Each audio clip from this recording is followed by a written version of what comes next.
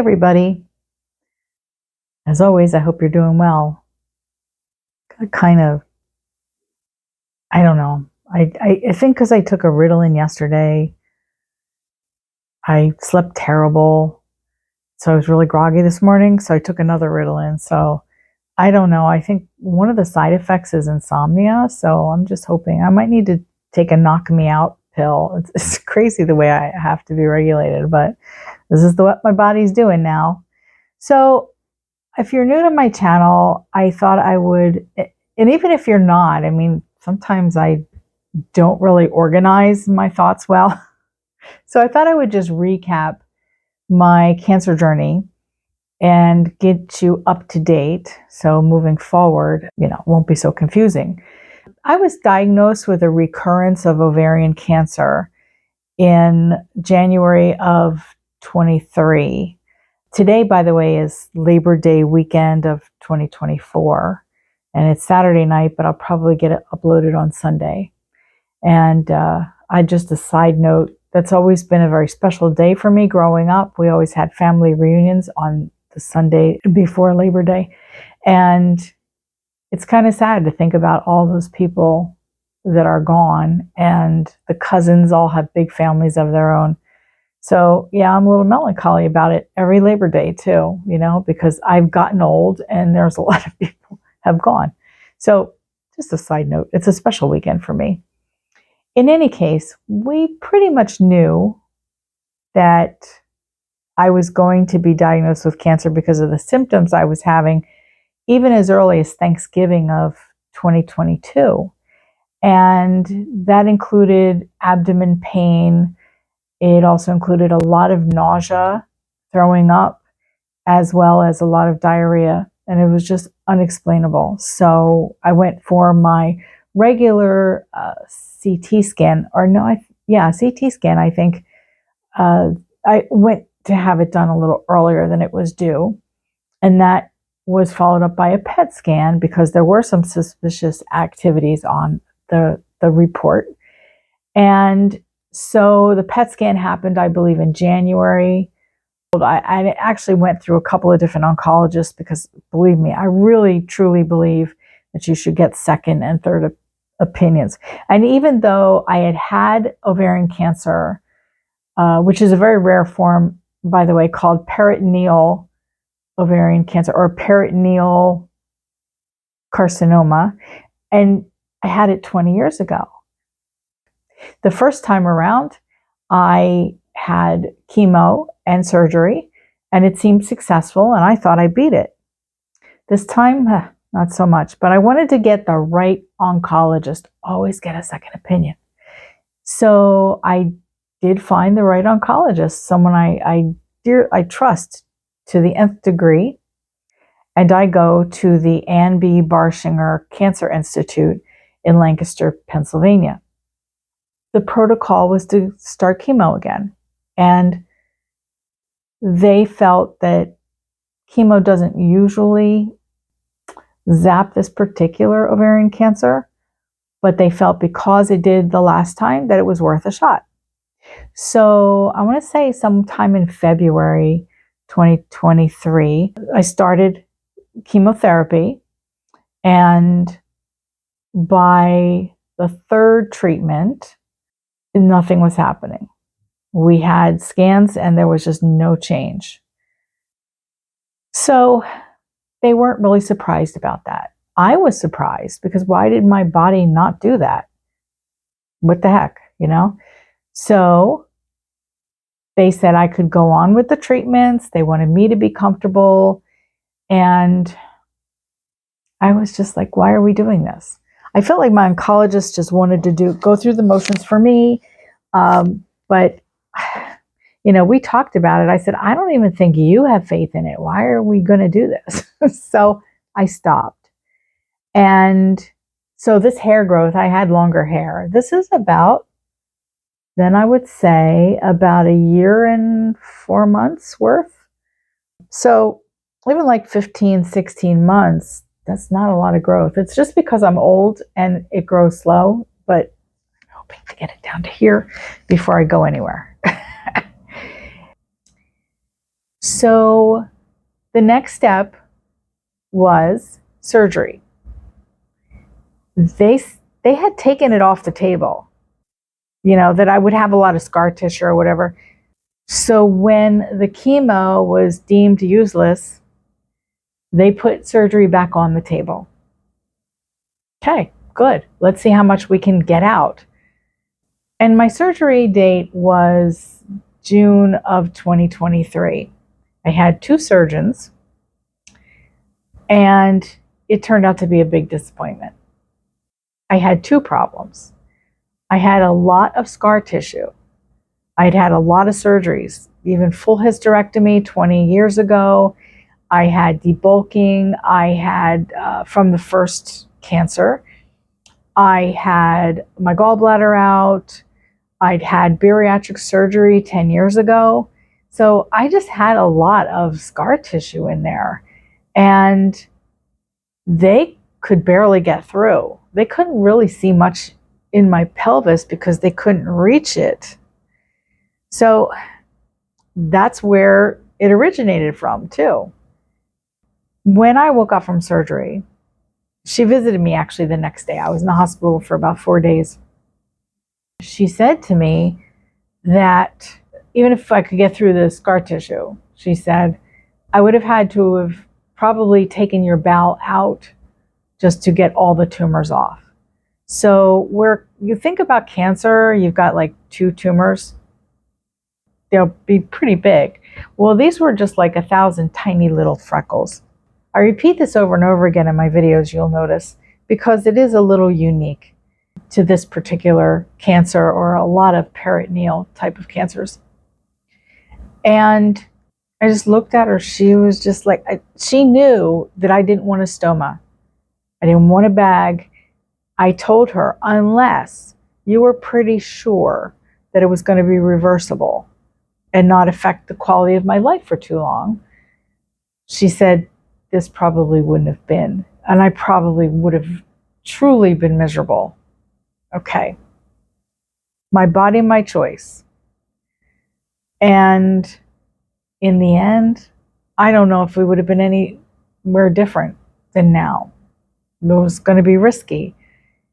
The tumors are all over my colon, all over my bowel, and they can't even reach them. So I was diagnosed terminal.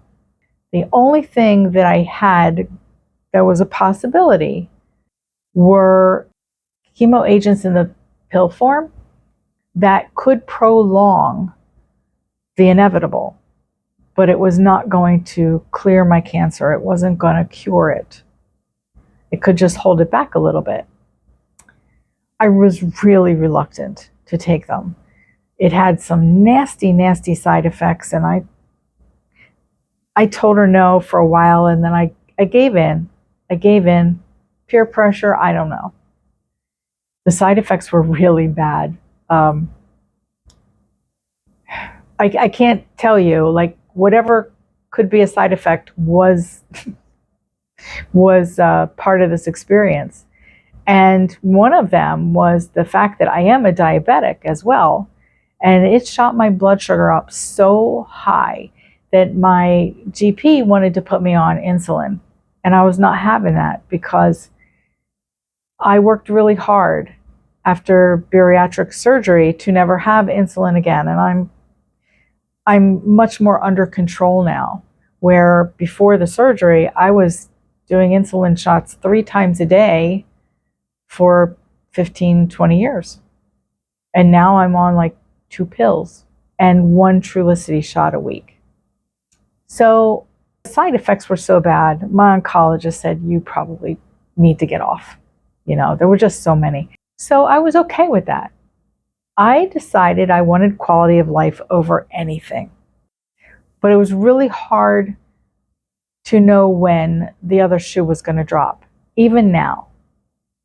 And we're talking another year later. We tried to track it many, many different ways. Blood work, PET scans, but my tumors are just totally camera shy. So we're probably going to be going in again to see if she can at least take a peek around laparoscopically. She won't be able to open me up. I probably have even more scar tissue from the last time that she opened me up. And I'm hoping that she'll be at least able to see, because what shows up on the scan just doesn't resonate with what the surgeons saw with the naked eye. In any case, I decided that I wanted to die with dignity, and Pennsylvania doesn't have that MAID program, but Vermont had just opened up their doors to outside residents. So I established that, and there's other videos explaining the MAID program, but basically it hastens your life if you are terminally ill, where you can take medication to end your life. But I have to go to Vermont for that. Now, Jersey is right over there, my neighbor, and I actually was born and raised there. I think I should have a death rate. In any case, I have had my share of media at this point, and I have been asked to get involved in trying to change the laws in New Jersey. So it is possible. You know, that's kind of fairly new news that I haven't shared in full yet, because it's the early stages and I don't know a lot yet. But it would be fabulous if I didn't have to drive 8 hours. Instead, I could actually drive 90 minutes. Because my fear in Vermont is that I'll be too sick to travel when the time comes. Then I'll end up in hospice, which is okay, just not my first choice. I know that palliative care is not what it used to be. If I have to go that way, that's fine. It's just not my choice. There's another situation as far as, do I have the guts to follow through with it? I don't know. Nobody really knows till they get there. Well, some people do, I suppose. But it's a scary proposition anyway. And I feel like no matter what, I want to be an advocate. So what's happening now? Currently, I'm just watching my hair grow. I'm working on my bucket list, and I'm really trying to live my best life. I work when I can. I have a wonderful husband, and just rolling with the punches. What can I say? I have done a lot of things as far as closing up this chapter of my life. I have gone through photo albums with my brother, given him a lot of things of the families. I have had a garage sale, probably too prematurely, but when you're told that you're terminal, you automatically think, okay, that's probably 6 months or so, right? I mean, that's kind of normal. I didn't know I would be here over a year later. And I have good days and bad days, and I have actually good weeks and bad weeks. And right now, that's the only gauge we have as far as a decline, but I'm hoping that at least we can see where the progress is when they go back in. And I'm hoping that she'll take pictures. Yeah, that's, I know, kind of gross, but that's, if that means that we could go back in 6 months later, The other thing is, I'm hoping that blood work will actually show some growth. We're going to try that again. It's kind of a new test, but I mentioned that in another video as well. So I'm also working on my bucket list, and I'm trying to appreciate every day. So far, I do volunteer at a retirement community, and that was number one. Number two was to hug a cow. I did that. I certainly did that. That was so much fun, and you can find a video on that. And also, I always wanted to own a Corvette. Well, I can't afford a Corvette at this point. I'm not working that much. And I don't think I've ever been able to afford a Corvette. But I never rode in one. So a friend and client of mine set that up for me. That was wonderful. And, everybody that's been involved in my bucket list so far has been fabulous. The Corvette, I felt a little bad because I had to cut the ride short. I had woken up so nauseous. The last thing I wanted to do was throw up in that car. Anyway, that's it up to date. I welcome your questions.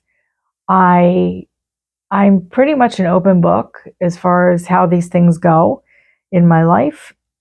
And I know that there's a lot of people with cancer right now that are watching. And I really appreciate you following me. And if you're still with me now, I would really appreciate if you would like this video and also comment below and subscribe if you're willing. I would love to make some more videos for you. Okay, so I think that brings you up to date, at least as far as the cancer. Some of my videos are not always cancer, but sometimes I need to take a break from the talk. Today's not a great day. It's not a bad day though. So I'm just hoping tomorrow will be a little bit better. In the meantime, thank you all for watching, and I will see you in a day or two. And until then, be blessed, feel blessed because you're blessed. I feel blessed, believe it or not. After all this, I still feel blessed. I don't want to ever not feel blessed. You know, I feel blessed that I still am able to be an advocate for the Death with Dignity program. I feel blessed to be able to just help others with their situation, or if they just need an ear or they want me to just share something, I'm fine with that. So hit the like button for me. Okay, bye.